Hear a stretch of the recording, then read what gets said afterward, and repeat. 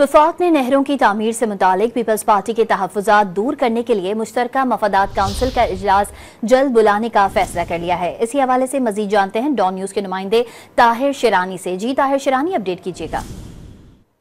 दौर में एक्नेक ने चुलिस्तान केनाल की मंजूरी मुश्तरका मफादात काउंसिल से मशरूत कर दी थी और निगरान दौर का फैसला वफाकी हुकूमत ने बरकरार रखा है। इसलिए फैसला हुआ है कि मुश्तरका मफादात काउंसिल का इजलास जल्द बुलाया जाएगा और नहरों की तामीर से मुतालिक मामला मुश्तरका मफादात काउंसिल में पेश किया जाएगा। इस हवाले से वफाकी वज़ीर आबी वसाइल और पेट्रोलियम मुसद्दिक मलिक ने मामला सीसीआई में पेश करने की तस्दीक कर दी है। ताहिर शिरानी अपडेट कर रहे थे, आपका शुक्रिया।